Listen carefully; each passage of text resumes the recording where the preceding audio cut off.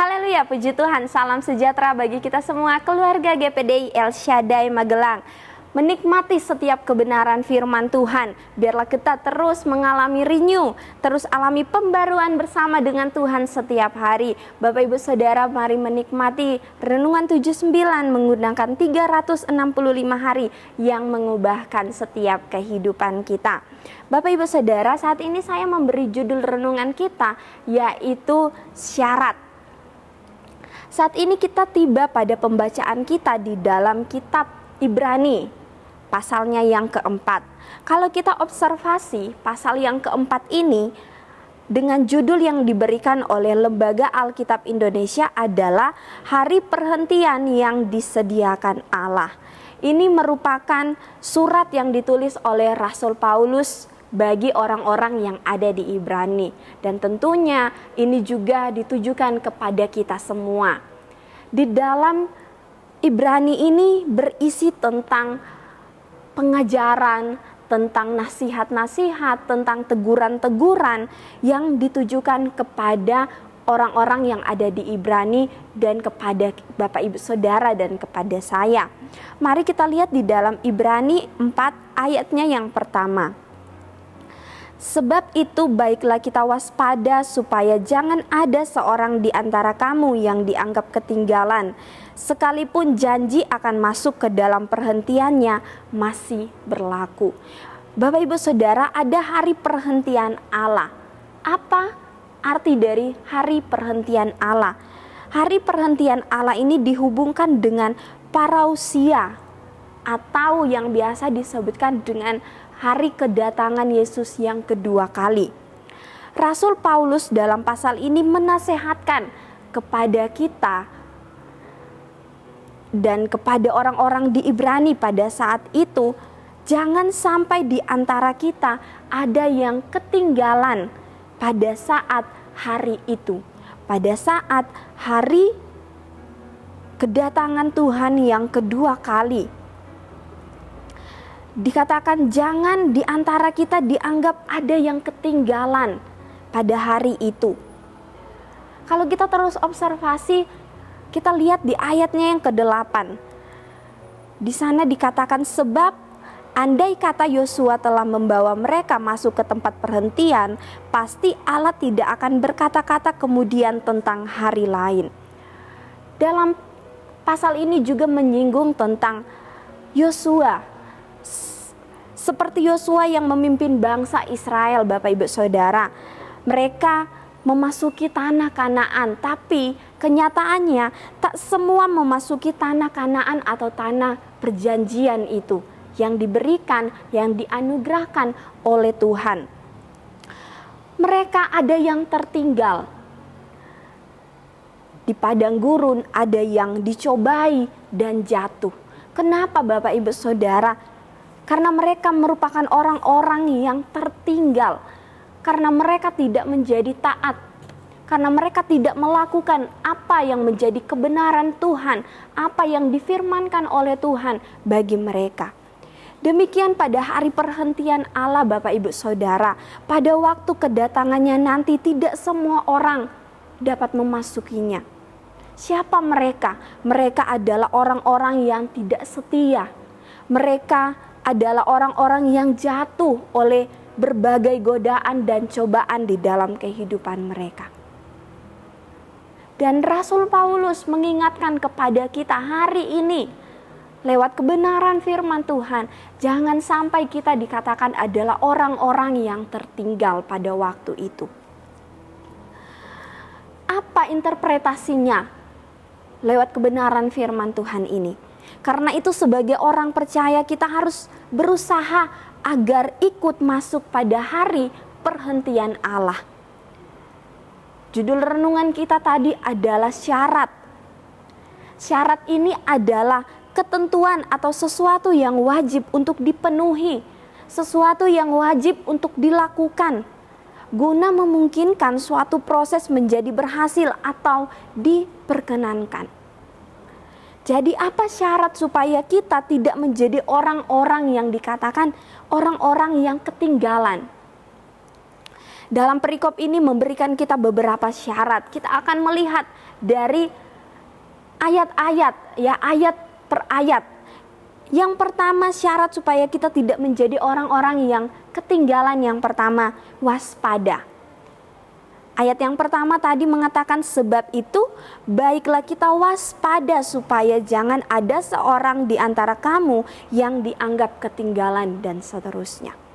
Waspada ini artinya berhati-hati. Waspada ini artinya awas, berjaga-jaga, bersiap-siap. Kewaspadaan sangat penting supaya pada waktunya Allah dapati kita tetap dalam kebenaran. Pada waktunya Allah dapati kita tetap setia kepada Dia. Allah dapati kita tetap teguh, tetap setia di dalam kebenaran-kebenaran firman-Nya. Kita tidak meninggalkan karena kita tidak tahu kapan waktunya itu akan tiba. Tidak ada yang tahu. Karena itu kita terus waspada di dalam kehidupan kita. Mewaspadainya dengan apa? Dengan tetap bertekun, dengan terus setia kepada Dia. Mewaspadainya dengan tetap tekun, menuntut kita untuk terus mendekatkan diri kepada Allah dengan keteguhan hati, tentu dengan kesungguh-sungguhan di dalam pengiringan kita kepada Dia. Yang kedua, syarat supaya kita tidak menjadi orang-orang yang ketinggalan. Kita lihat di dalam ayatnya yang kedua sampai ayatnya yang ketiga bagian A. Karena kepada kita diberitakan juga kabar kesukaan sama seperti kepada mereka, tetapi firman pemberitaan itu tidak berguna bagi mereka, karena tidak bertumbuh bersama-sama oleh iman dengan mereka yang mendengarnya. Ayat 3 bagian A, sebab kita yang beriman akan masuk ke tempat perhentian yang Ia katakan. Bertekun di dalam iman, tetap beriman kepada Tuhan. Tetap bertekun di dalam iman itu adalah tidak meninggalkan Allah dalam keadaan, dalam situasi apapun yang kita alami. Setia beribadah. Setia beribadah itu mencakup doa, persekutuan, hubungan kita dengan Allah. Itu yang menjadi syarat untuk kita tidak menjadi orang-orang yang ketinggalan. Yang terakhir, yaitu taat kepada firman-Nya. Ayat yang kedua, karena kepada kita diberitakan juga kabar kesukaan sama seperti kepada mereka, tetapi firman pemberitaan itu tidak berguna bagi mereka, karena tidak bertumbuh bersama-sama oleh iman dengan mereka yang mendengarnya. Kita lompat kepada ayatnya yang ke-6. Jadi sudah jelas bahwa ada sejumlah orang akan masuk ke tempat perhentian itu, sedangkan mereka yang kepadanya lebih dahulu diberitakan kabar kesukaan itu tidak masuk karena ketidaktaatan mereka.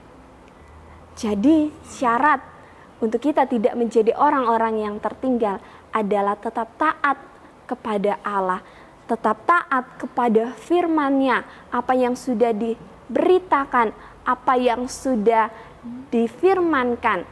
Berita kesukaan itu adalah firman Tuhan. Apa yang sudah diberikan kepada kita, mari kita mentaati itu di dalam kehidupan kita. Sia-sia kebenaran firman Tuhan kalau kita tidak terus bertumbuh dengan benar di dalam iman. Lewat apa? Lewat firman Tuhan. Taati firman Tuhan dan jangan mengeraskan hati.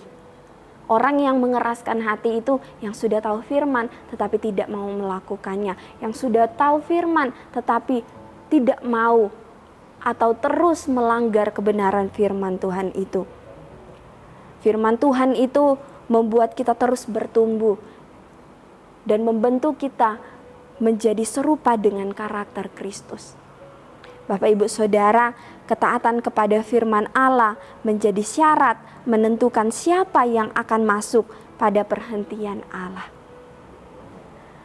Ayatnya yang ke-11, karena itu baiklah kita berusaha untuk masuk ke dalam perhentian itu, supaya jangan seorang pun jatuh karena mengikuti contoh ketidaktaatan itu juga.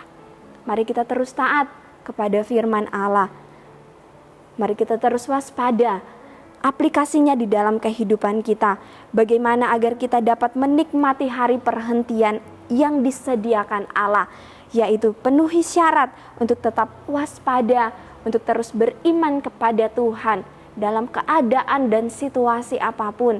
Kita tetap kokoh, beriman, percaya kepada Allah, dan taat kepada firman Allah. Puji Tuhan, kebenaran firman Tuhan pada saat ini saya tibakan sampai di sini.